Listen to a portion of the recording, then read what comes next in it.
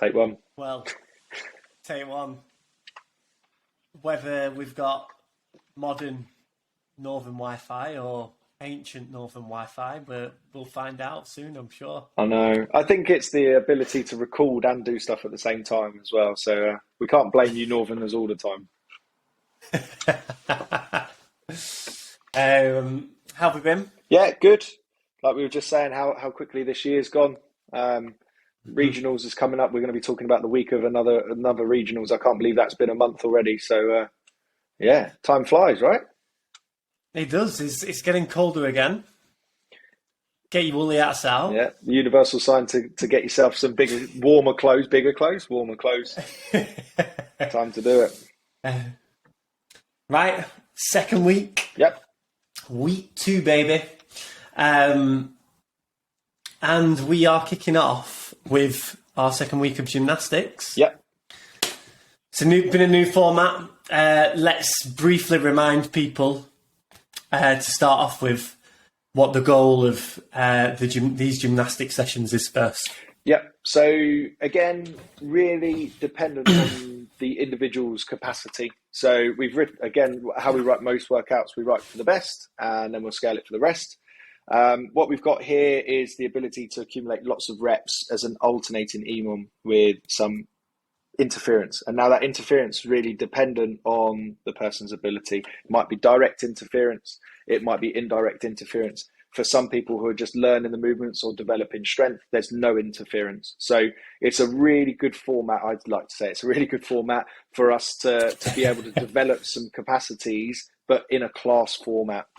There's probably more optimal beginner-based programs. There's more optimal intermediate or advanced-based programs, but this is probably the one that's best size fits all. So as a coach, when you're in a class, everyone can get a bit of everything. We have tweaked it. So each week it will alternate between a different kind of interference. First week we had some rowing as an interference or no interference. This week I've gone for some double unders or single unders. Again, that's going to just interfere with the shoulders and the grip a little bit differently to what the rowing would be. So it's just a slight change there. So numbers wise, you're probably looking at a similar kind of format with the 12-minute EMOM, but ultimately the fatigue might be different. Awesome. For the workout, so I know I've just skipped past the gymnastics there, but going on to the workout as well. Pretty tough part of the workout. Looking for roughly 90 seconds on, 90 seconds off for this. Yep. Which will mean people can push this and send that pretty hard. What, if anything, other than push hard on that workout, are you saying anything else? Are is there anything else that you're delivering to the people doing this session? Yeah, firstly, just getting people to understand that intensity element. So we don't mind seeing a little bit of a drop off in the amount of time it takes. So if we start ourselves pretty quick and then we end up slowing down just because our ability to maintain a high calorie output or fast burpees, that's not the end of the world. That's training at the end of the day. If we were looking at this more of a pacing workout or an interval style workout in that respect, we'd look at holding the same pace, maybe going negative split. This is more for the training effect. The other thing that stands out to me is that because it's a really fast workout, keep that burpee standard nice and tight. So we're stood up all the way.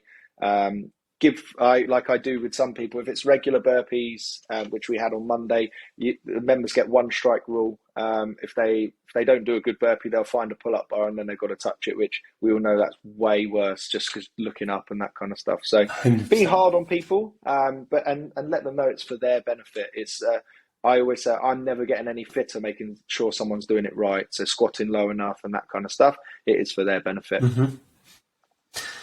For that Monday session as a whole, which particular elements and I know it will vary a little bit from class to class, but where are you spending most of your time coaching in this session, and what in particular do you feel like you would be picking out? Yeah, I think I think as a general rule, with our focus being gymnastics, we'd be wanting to put plenty of eggs in the basket for the pull up.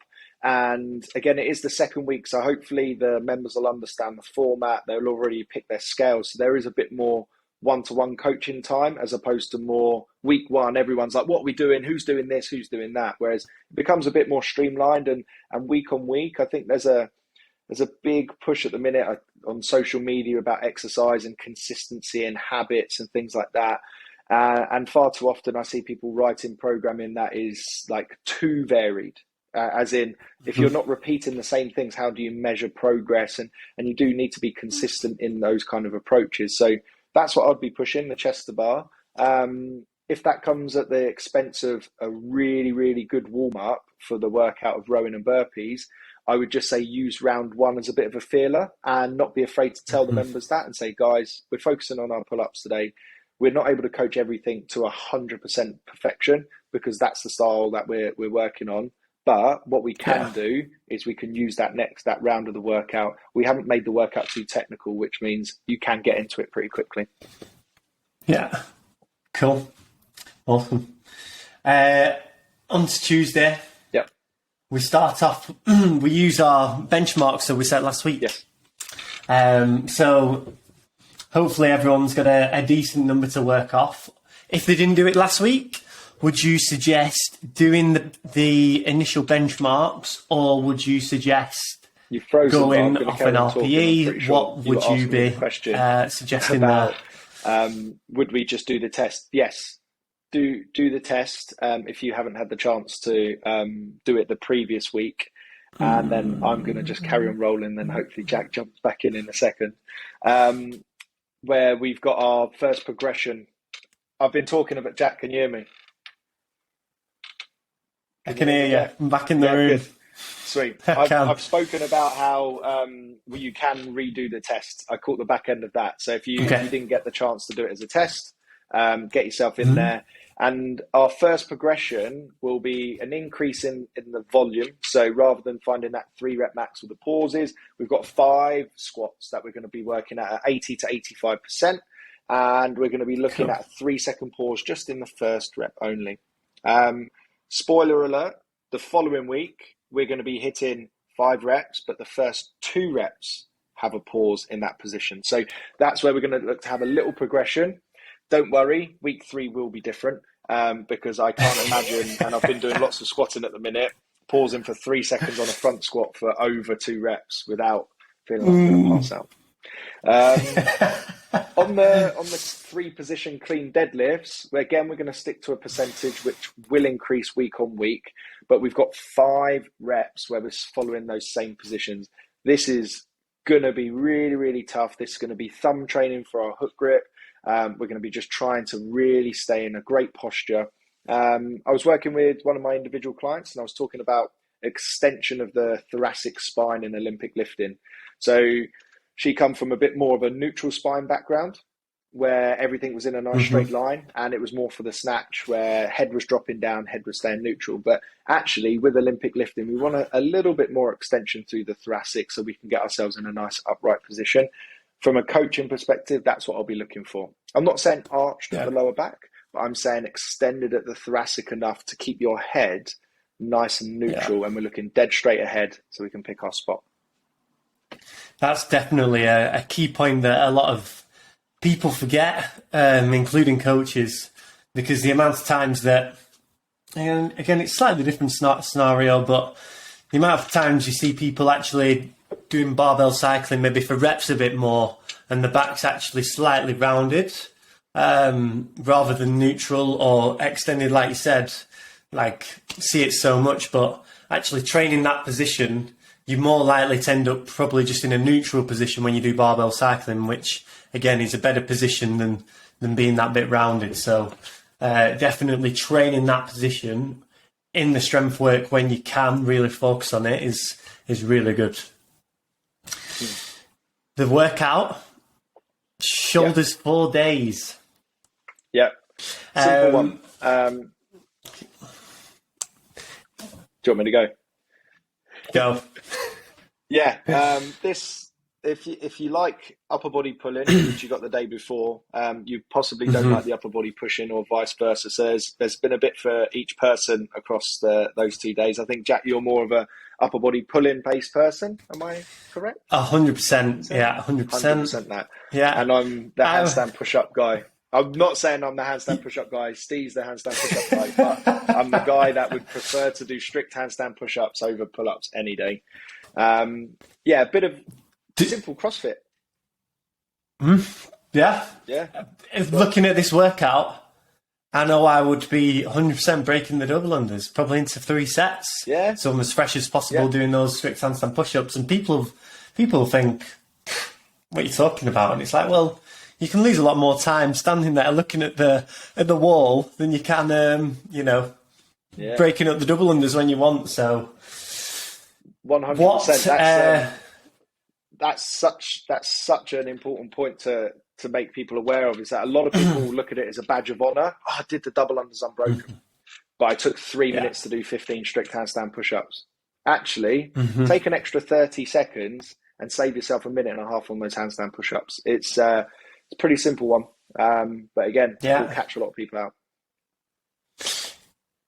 When you are looking to figure out how many reps someone should be doing for the strict handstand push-ups, have you got a guide? I know you don't want to break it up in more than 3 sets. And for me, my max set is probably at the moment maybe in around 20, 21 potentially. So for someone that's maybe got 10 strict handstand push-ups, or can you still hear me? I'm still here. So say if someone's got 10 strict handstand push-ups.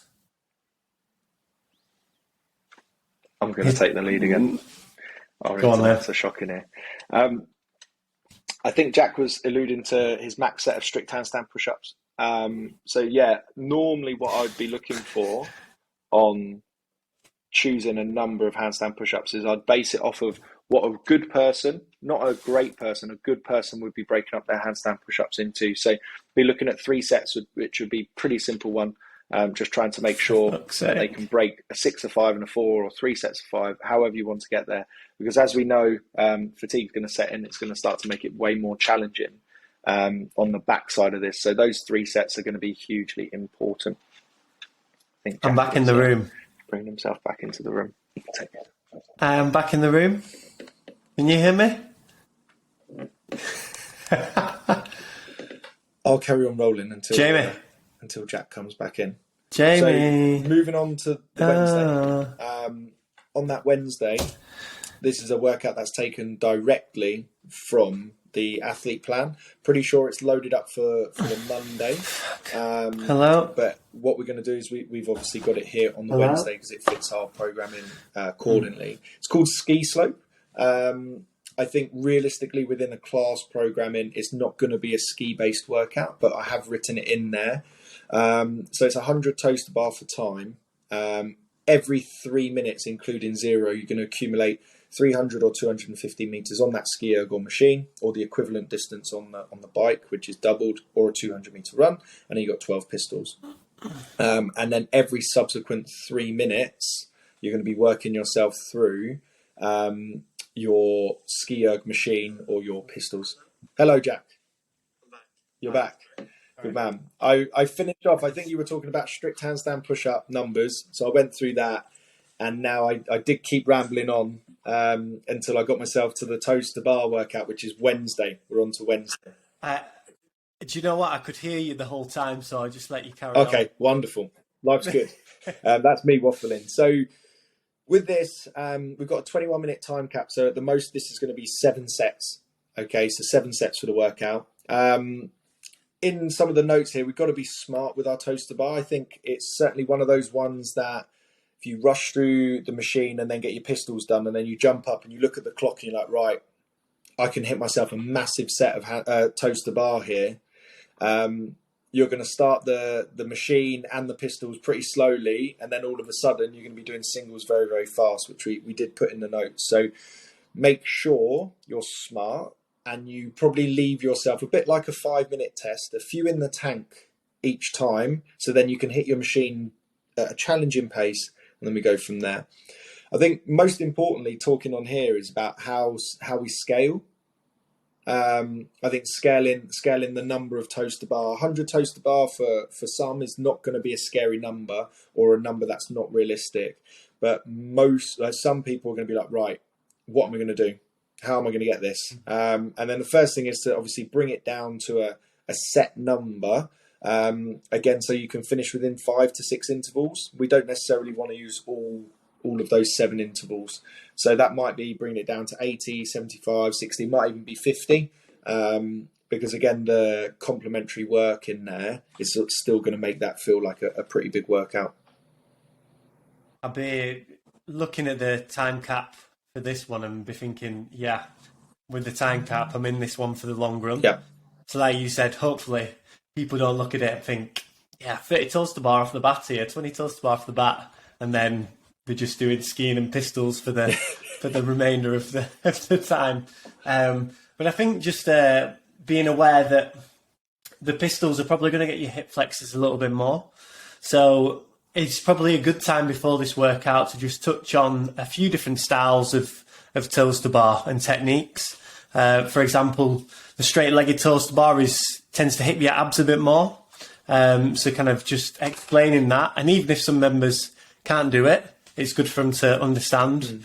And obviously you've got like more of the scooping technique or the quick flick of the legs to finish the toaster bar to kind of just limit how much you use those hip flexors. So yeah, I think just exploring that before this workout would be really helpful as well, and just a nice little point to cover, because it might not be something that some coaches tend to go through a lot there. Definitely. I think with that as well, the value element for the member that's pretty competent as well. So you've got that member who can now do toaster bar. So they've got to the point where they've got their 1, they've got their 3, they've got 10 in a row. But now we're talking about refinement, and it's about giving them something that's a bit more at their level. Again, that doesn't mean to say the neglect of the people that are still trying to get it. But certainly from my experience of coaching, if you can relate to the whole breadth of the group, where you've got the advanced person, and we all have them now in our classes where they're pretty decent. Like I know I coach people that are way better than me that come to my classes, and it's like, well, how do I give them value? Okay, I'm not going to just stand there and shout at them. I'm like, okay, how can I watch their movement and refine it? It's like, okay, you're now going far, you're fit enough to go faster, but how do you go faster on toaster bar? It's like, okay, scoop your legs back, like you said. So don't be afraid to explore those options, because that's where that member gets even more value and they're even more bought in. And then they're not over in the corner doing their auxiliary program. They're in the classes because they know they're learning from it. Yeah, good.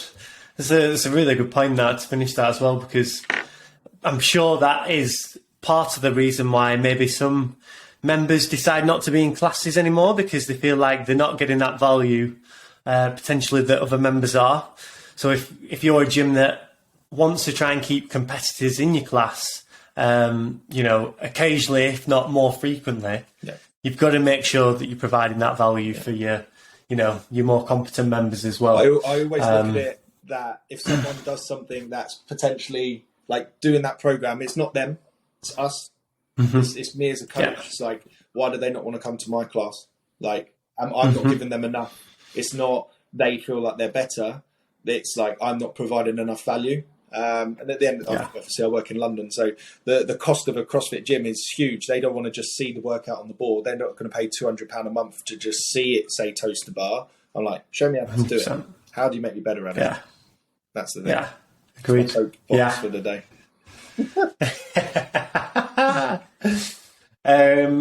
On to Thursday then. Yeah. We said we were going to get some butterfly pull-up working during this phase. Now, we've left it a little bit open-ended because butterfly pull-up practice to you might mean something a little different than it does to me. Yep. What, to you, is your go-to for butterfly pull-up practice? Is it a box? Is it doing circles? What is it? Oh, I'm going to be a politician. I'm going to say it depends. Okay. It depends. No. It depends on my mood my mood, but more so like who I have in front of me. If I have people that are lacking the coordination, I'll use that box drill where one leg's coming off, and we're just trying to really retrain the pattern on a low intensity element. For some people, it's about a lot of people learn by doing. I think when I learned how to do butterfly pull-ups, didn't really see the box drill. Kind of watched Chris Spieler doing it a long time ago. Watched Rich Fronin, like Khalipa. We all identified like Khalipas and Fronins had like really big, strong biceps. So we knew that it was more bicep-y. So like if people were stronger, you were like, okay, you're more likely to get it a little bit sooner. So it was just a bit of a learn by doing. And that's what I tend to like. If you've got the person who's a bit analytical, I try to get them to just practice it without thinking. Because as soon as you get them in a drill, they become even more of the stereotype that they are, and they're overthinking it. And then with butterfly pull-ups, it happens when it's more natural.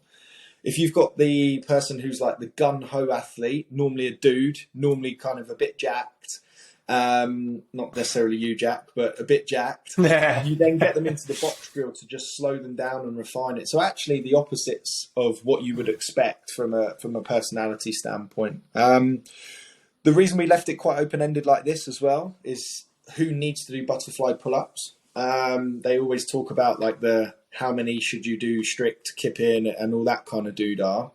I'm a bit more open-ended because I see people that can't do a strict pull-up, but I've seen them do a muscle-up. And on the flip side, I've seen people do huge amounts of strict work, but are completely tosh at like being strong enough to get themselves up and over because of their fear inhibition. So it's more so have a conversation with each person. Like, okay, you need to get your kipping pull-ups first, like before you're starting to do your butterfly. How many shall I do? Well, how many do you feel like you can do under good control? Like they're the kind of conversations to have. And that's where in this session, there's a good opportunity for people to just practice the regular kip swing. Rather than it being a butterfly pull-up, it's just 30 seconds of regular kip. If you have a member who goes, that I struggle to hang, there's a chance. We're hanging. Yeah. We're hanging and holding. Yeah. Awesome. For the rest of that session as well, we've got 2 perfect wall walks. What's your definition of perfect in a wall walk? That's got my dating profile, shouldn't it? Perfect wall walk would be one of those ones that we can maintain the quality throughout the movement, and we're not what I would call chasing it. So when you're chasing a wall walk or you're chasing any kind of movement, you're right on the edge of your ability. You're possibly like losing your midline a little bit. Your head's a little bit too arched. Whereas with this one here, we can take our time. We can be what I call really deliberate with our movement. So focusing on a kneeling push-up, hips nice and high, get both your feet up on the wall, and then practice moving your hands. And if we're really deliberate with that practice now, when we put them into workouts, I think they're in the workout the following week, you'll then already feel comfortable. When it gets hard, I can go back to those real basics. But they're the things I look for in a perfect wall walk. Just nice tight body position, no slouching. Again, to do 2 of those is going to be quite hard. So I would say first thing to do is just drop it down to 1 if you're struggling, or then just try and build people's confidence up in trying to get closer to the wall. Awesome. I think just to add to that as well, people's awareness of what they're doing, so they might not be aware of, for example, if their hands are too wide or like the body position, they might naturally just not be even kind of, thinking that they're in this really saggy arch. I think just making people aware after they finish the reps that, right, on that set, you were just really saggy in your midline. Let's try and tighten that up a little bit. Aim to feel it in your core a little bit more when you're doing your next 2 reps. Just helping to build that awareness when doing the movements is good as well. A little bit of strict work as well in that session, just to wrap it up as well, which is nice. Nice basic time under tension stuff. I've done some of this stuff down at TO in their specific gymnastics classes, and they go, how hard, I didn't realise how hard 2 push-ups was going to be. So again, like sometimes we don't have to go hammer and tong in terms of the volume, but we can certainly get plenty of good time under tension, which kind of sits within our thought processes and methodologies that we host with gymnastics. 100%. Awesome. On to Friday. This is another workout that is in JST Athlete for that week. I think we said it was on the Tuesday, yeah. On JST Athlete. Again, if you're a gym that does have members that follow JST Athlete, maybe just make them aware at the start of the week. Does require a bit of organisation, I know, but if they're aware that that's coming up, they could just simply swap the workouts for those 2 days around so they can get involved. And like we said before, it's providing a little bit more value for those members as well. So we've got 2 6-minute AMRAPs, and again, if I'm picking up on what I just said, what would you be saying to give value to everyone that does this class? Because all the movements are pretty low skill, aren't they? Yeah.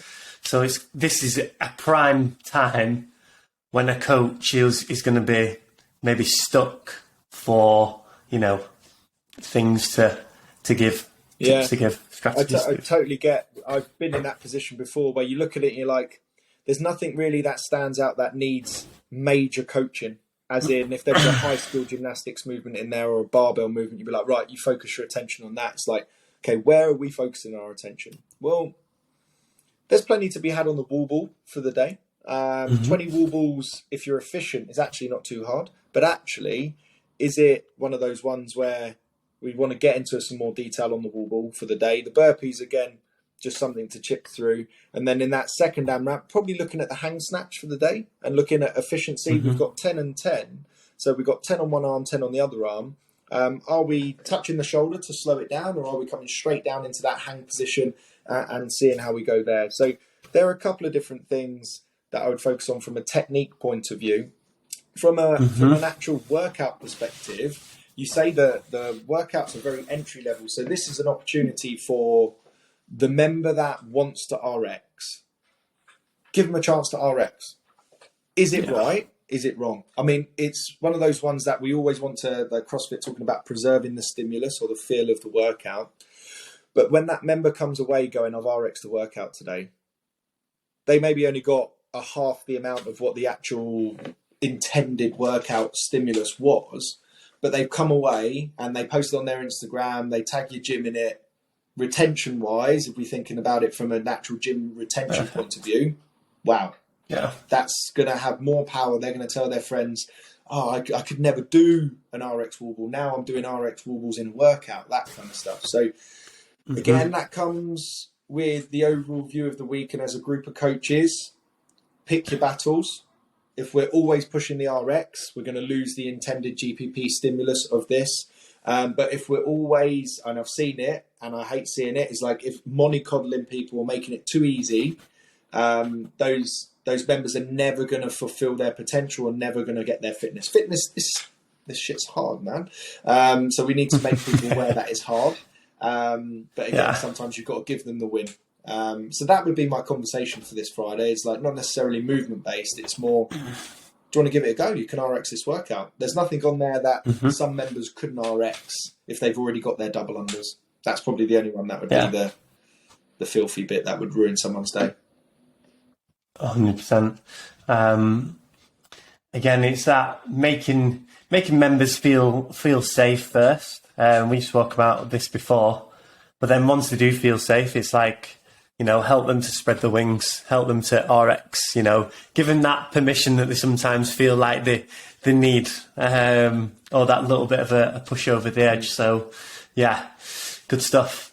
I think the only other, on the movement side of things, is, again, the more competent members at double unders, challenge to go straight into a double rather than a single double. Just a little thing to just add there. So Saturday, regionals event 2 for this season. Oh yes. Some more snatches. Some more Some snatches. more snatches. So Sandy Gibson wrote these two events, who is our Southwest regional manager. And he remembers very fondly the Battle of London back in the day. So he's decided to go for the hang snatch complex, the 3 rep max. I did this. From then. You did this? Wow. There is a throwback for you. I know. How did it go? How did it go? What did you hit? I want to say that I got 80. I want to say For a 80 triple. kilos. And I was like, one, really happy with it. And two, back in 2014, it wasn't the worst lift in the world. It wasn't going to win it. But I think there was like, I want to say, well, Ben will have done this. And I want to say he was probably close to 90 to maybe 100 kilos. I think once you got 3 figures for a triple, I think it was, you were deemed part of the crew. You were part of the crew if you got that. Because I remember like the old Eric world, like once you snatched 100, very non-PC, you joined the man club when you snatch 100. I remember doing that. And now, if you think of the evolution, the girls are banging 100 kilos in snatches. So unbelievable to think where it was and now where it is now. But yeah, good nostalgia. I think there'll be some members. Certainly, we've got a few CrossFit gyms that are long-term affiliates as well. So there'll be definitely some members that may have done this. The 100%, which, like you say, nice to bring out some stories at that point. And again, oh, come on, don't do that. No, come on. Jack's frozen again. Hello?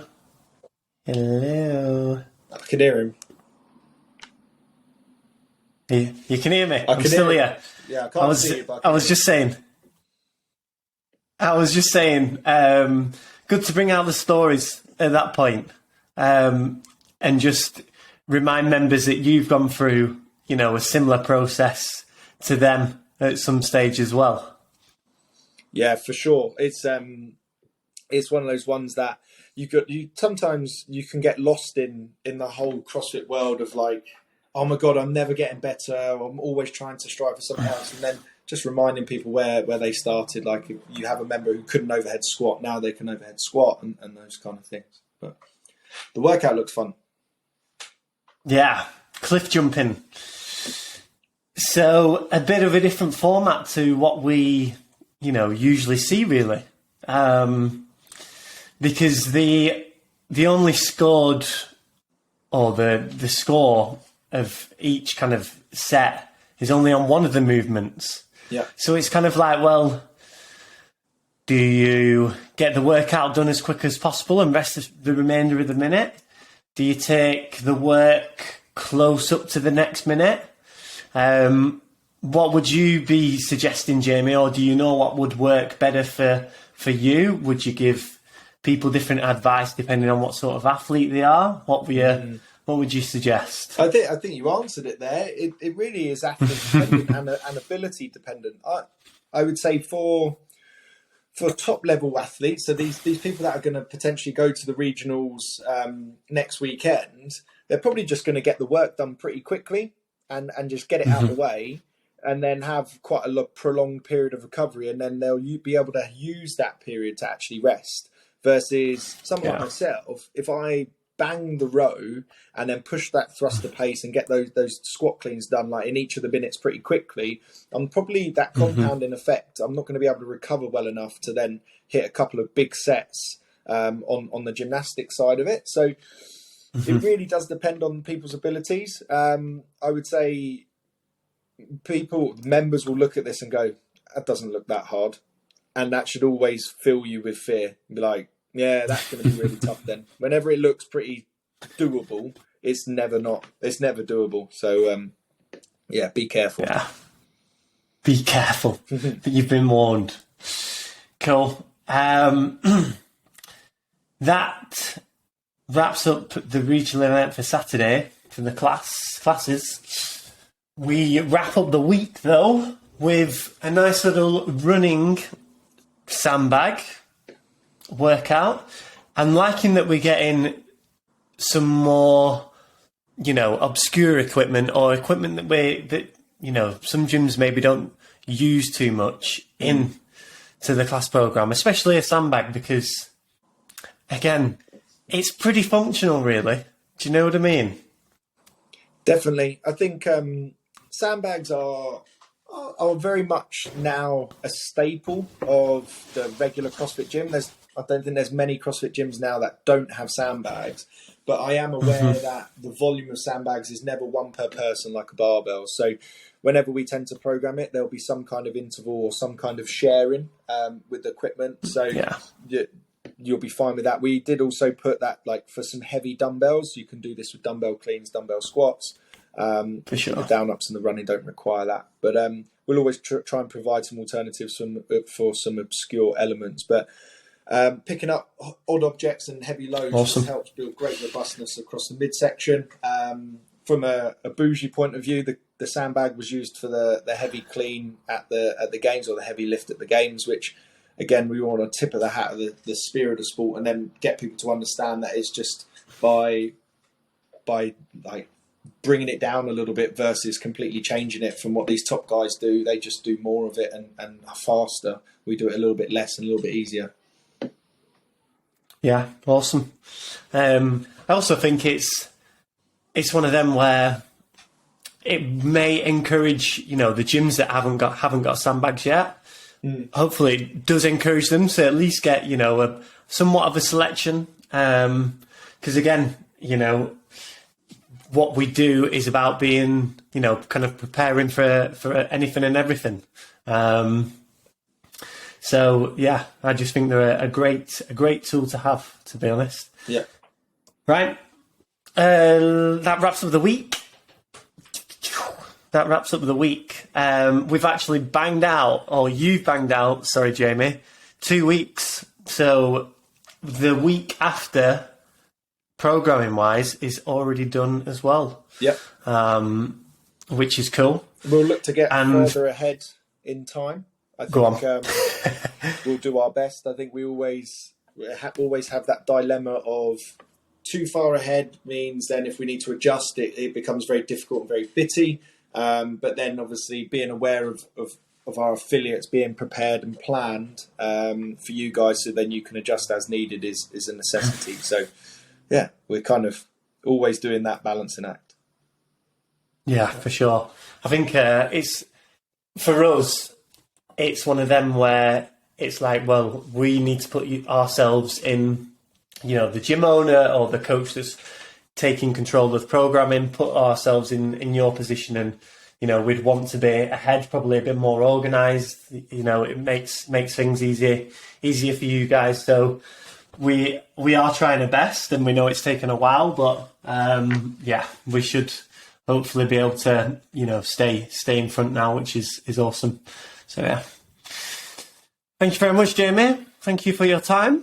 Wonderful. Pleasure as always. Good to speak to you. Wonderful. We are Industry 13 in a couple of weeks. Yep. The week after regionals, in fact. So you are coming up north. I certainly am. What else is going on? The day after regionals, I'm at a Northwest CrossFit gathering where Carl Steadman is coming down to Forest Flow, and I am taking a CrossFit class for everyone that attends. So no pressure there, Jack. I think I'm going to be in the class, aren't I? Are you? No, that's the. You're coming up the weekend after for the seminar. This is the day after regionals. Sorry, I got my words there. Yeah. So I've got some big shoes to fill, because usually you're the one that's at these CrossFit affiliate gathering events and doing the business. So it's my turn up north. Just depend on me. That's not going to help. It's really not going to help. Touche. Cool. Anything else, mate, you want to drop on us? Anything you've got personally going on? I don't know, PT-wise, coaching-wise? I think we're all good. I think ARC are well and truly up and running in their new space, which is amazing. I think we'll try and get... I think Matt was talking about he's having a party which is obviously great. We'll do Yeah, that. some of the party. And then we'll have a look at trying to get the gyms from around the south that are on the plan possibly together. And I see Arc as the spiritual home of CrossFit, as a few of his friends like to call it. So why don't we meet in a spiritual home and have a CrossFit cult together? So that's a little impromptu. That sounds good. That sounds good. I think there was one other thing. There was one other thing as well. That was it. Recently joined us, Claymore CrossFit Claymore. Scottish OGs, I think, gym-wise. I know they've been around a long time. They've recently joined us. So I think that's actually our first Scottish gym. But also closely following that, I think we may have another Scottish affiliate joining us soon as well, which is pretty cool. So, yeah. So nice to see people in different areas of the country getting involved, and little hubs everywhere now. So, hi. Right, mate. Good to speak to you. Good to speak to you, and I'll catch this soon. See you later, guys.